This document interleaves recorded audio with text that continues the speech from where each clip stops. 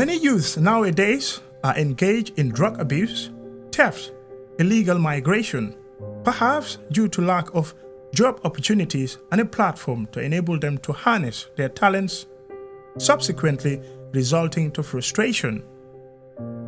One way of bringing positive social change is by giving youths a platform to be engaged in, especially through sporting activities. One such individual putting this practice to use is Muhammed Njie, founder of Hope Basketball Academy. He has been using his own story, talent, experience, energy, and time to restore hope, focusing on working with the youth in his community. A friend of mine introduced me to basketball when I was in charge of grade 8, Modu Juf. We grew up together, so he introduced me to basketball. And then since then, I fall in love with basketball. And then up to now, I'm still in it. And now we're going to talk about Hope Basketball Academy.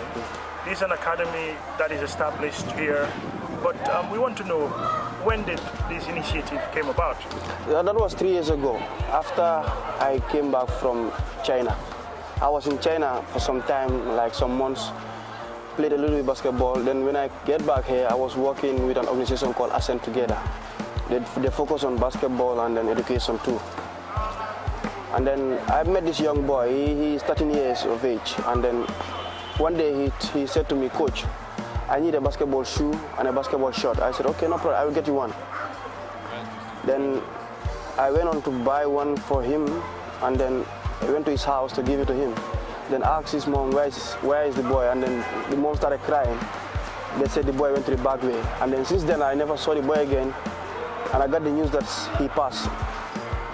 So that pushed me, thinking about that, it pushed me a little bit harder. That I said to myself, how can I restore hope on these young people for them to understand that back way is not the way? So the only way I know how to do it is coming up with Hope Basketball Academy, and using sports, basketball, to get young people into school, into whatever they want to do with their lives. But they just have to be good citizens and good leaders of tomorrow. That's how it all came about. Does the name Hope really depict a true reflection of what happens in this academy? We all need hope. The Gambia, everybody needs hope. We all need hope. Hope is a big word in world of Yakar. So I believe in hope, because all my life I was having hope that I was going to make it in NBA. But I never had a coach, I never had a mentor or anybody that could help me channel basketball with education so that I can make it in NBA. I was thinking I was the best player. Anyhow, even if I don't pass my exams, I'm going to make it in NBA. No hope, no nothing. So now I just want to restore hope into these young people that we can still do it in the Gambia here. That's why I came with the name Hope. What's the inspiration? Why are you motivated to establish such an academy? Yeah, I've been going to Senegal to do this coaching program in Seed Academy. I saw a lot of young people who were taken from the streets, from broken homes, brought into basketball, and then that way they're now in the States, going to university, going to college, playing basketball. And now, today they are good leaders.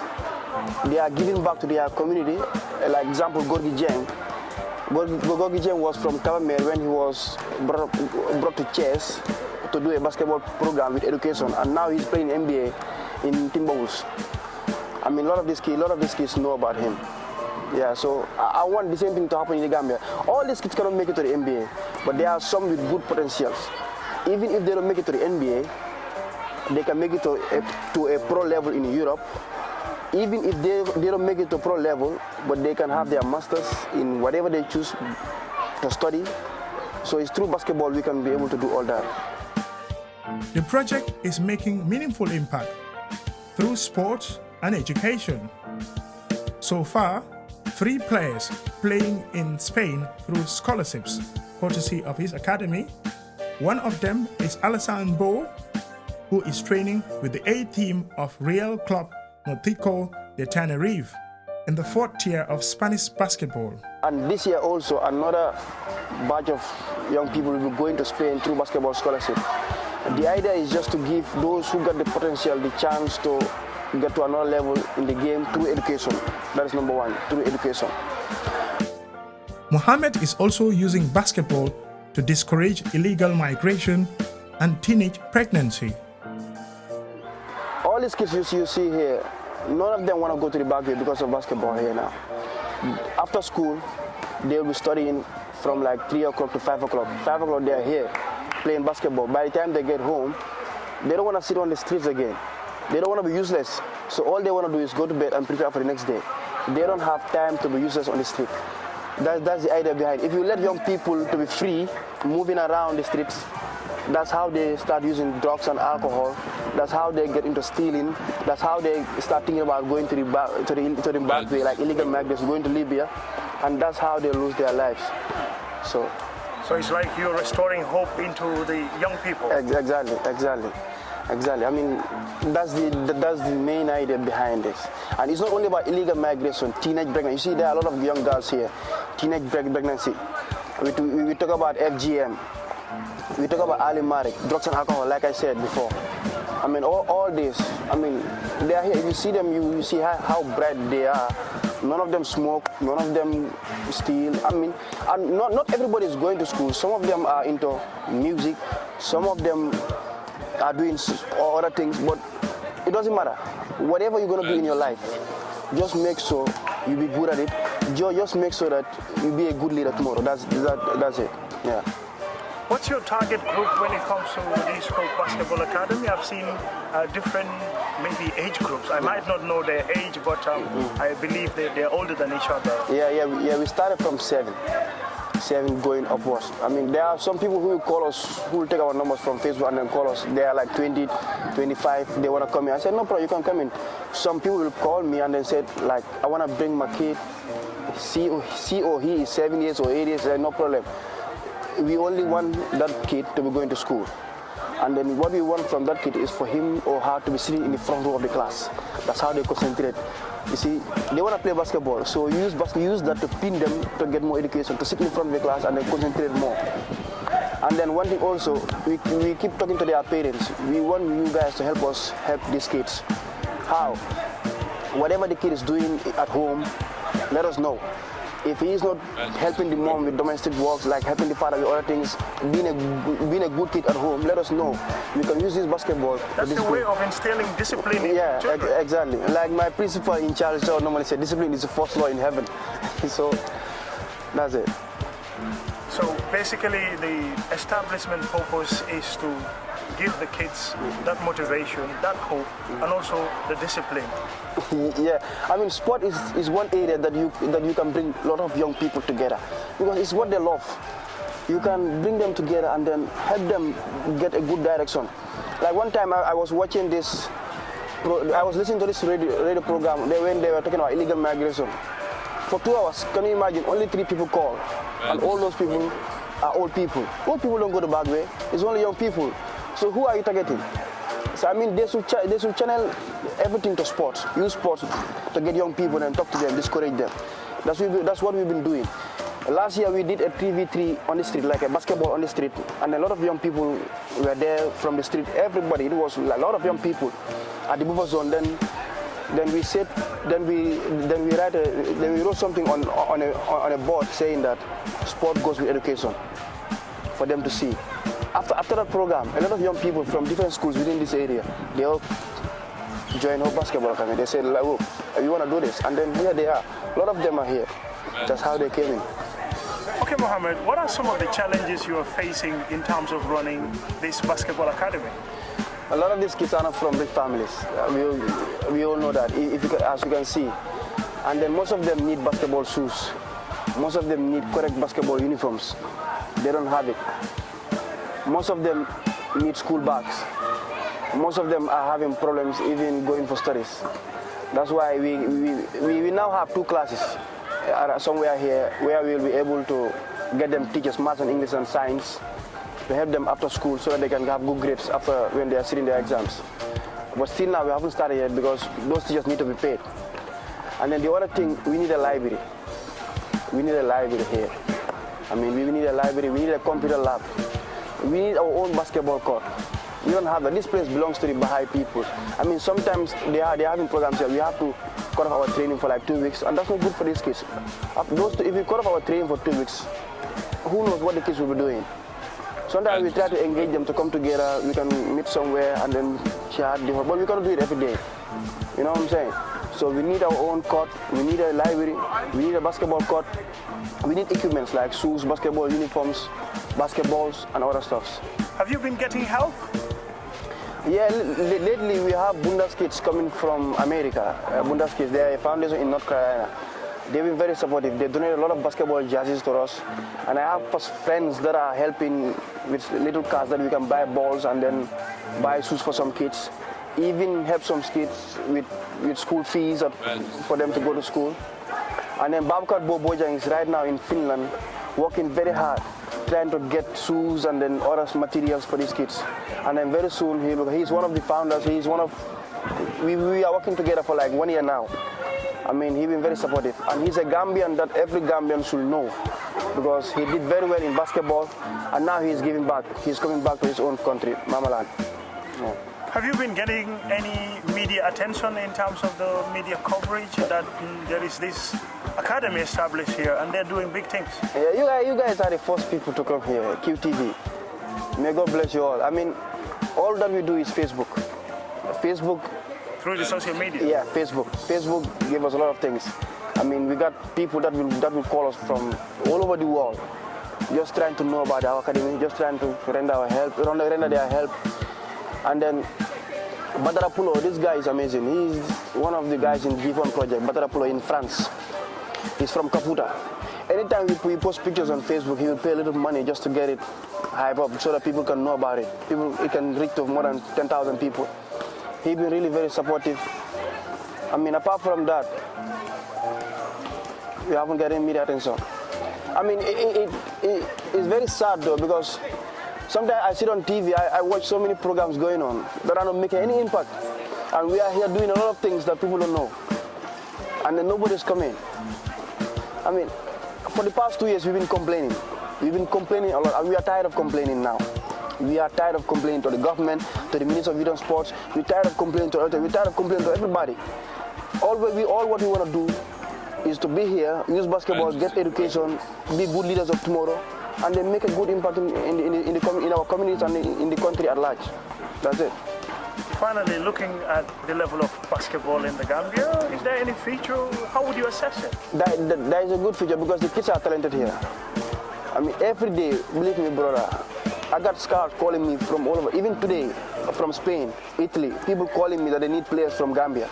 They know that we are talented, but the structures and then, I mean, the authorities, nobody's helping. That's why normally what we should have is like having a representative of basketball in Basse, CRR, LRR, and all these regions in the Gambia.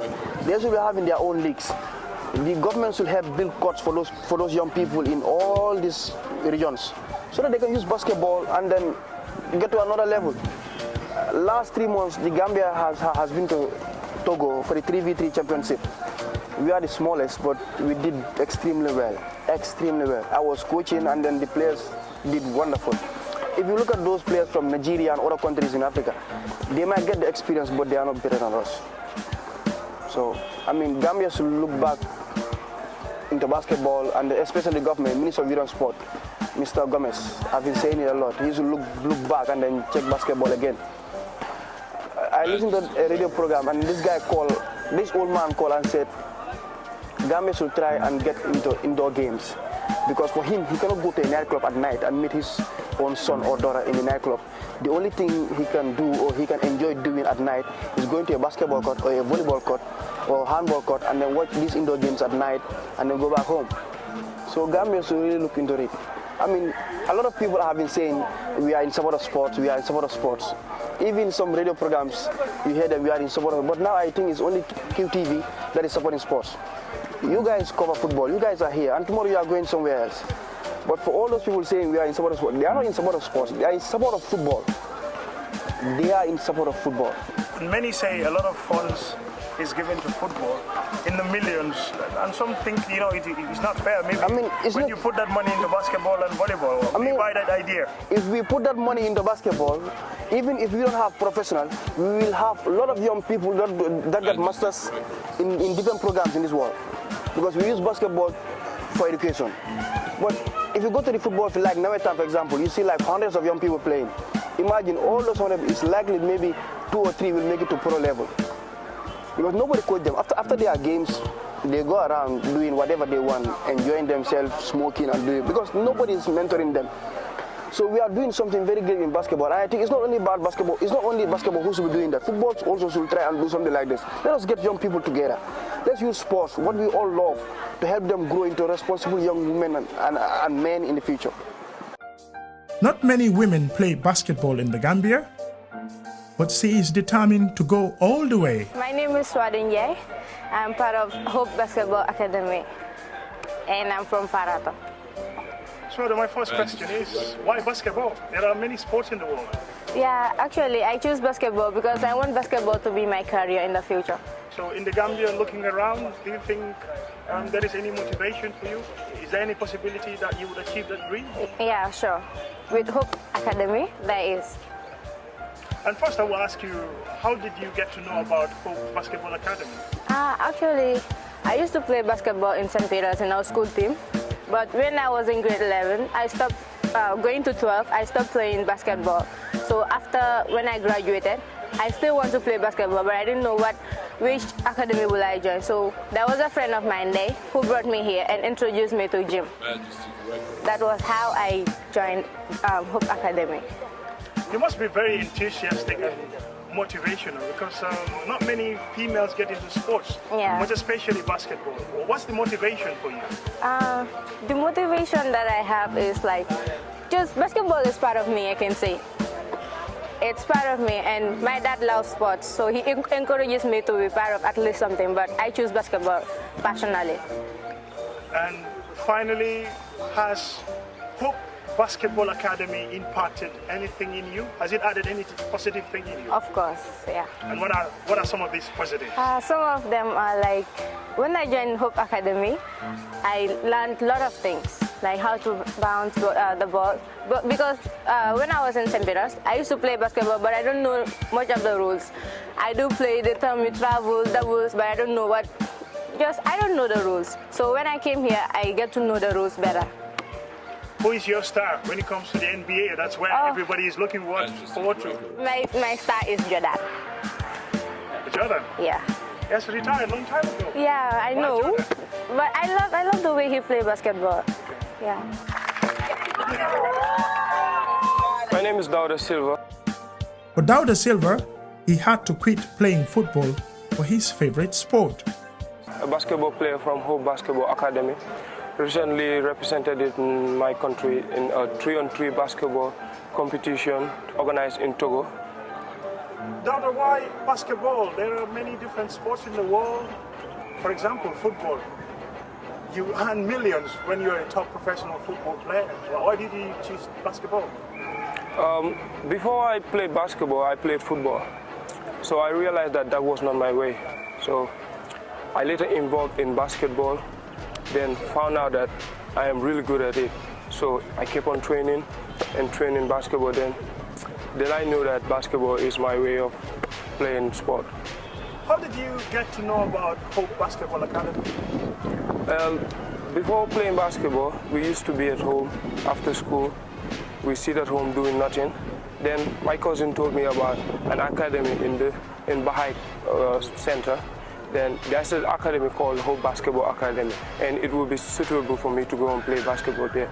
So I came and visited Hope Basketball, but the first time I came here, saw the environment, everyone was friendly, the introduction was just good. Then I met Muhammed Njie. He told me to come and play basketball in the following day. So that's what I did. I came again and came and played basketball. It was really something, once in a life moment. So that was how I came into Hope Basketball Academy. For how long have you been here? For 3 years now.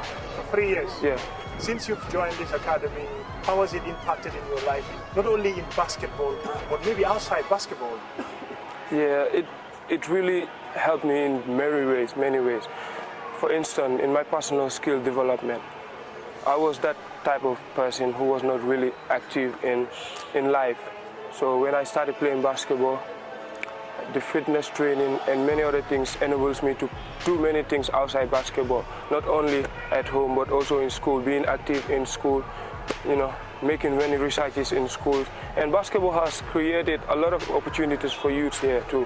If you look at it, the illegal migration, if you come to the basketball academy, your mind never goes to embark on that journey. You always focus on developing yourself and being able to contribute a lot in the society. So basically basketball really helped me and my fellow basketball players here. So it's a way for us to live and being positive in the society. Finally, who is your role model? My role model is Dennis Schroeder. Yeah, he was in the Gambia last year, so I had the chance to meet him. He's truly a humble guy, so he's my role model. Dennis Schroeder, who played for the Atlanta Hawks, yeah. Okay. Wish you all the best. Thank you. My name is Memba Gassama from Hope Basketball Academy. Member, you've been part of this basketball academy for a while. What's your motivation? What's keeping you going? For the love of the game and how I came in contact with the game, how basketball is building my life, bettering my life day by day. Yeah. Looking back before you came to this academy, how was your life like? And how has it changed since? It has a big impact in my life because I was out there in the street, though I don't even do a positive thing even a single day in my life. But since I joined this academy, it gave me much motivation. Sometimes I wouldn't even like to go to school. I would rather prefer hanging around the street, going around with some bad friends, I could say, doing every kind of bad stuff. Even sometimes I don't have time to read my books, Yeah.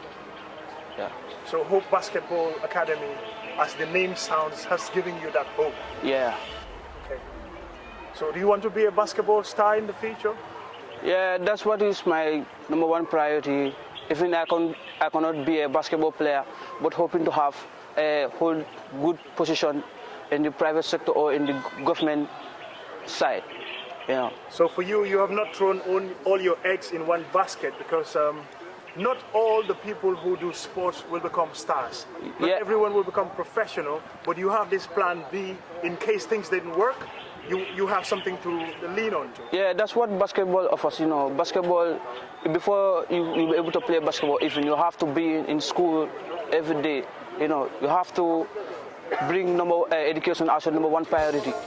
Through sports, you can change the lives of youths, giving them education and creating employment opportunities. Let's give hope to the Gambian youth, for they are the future leaders.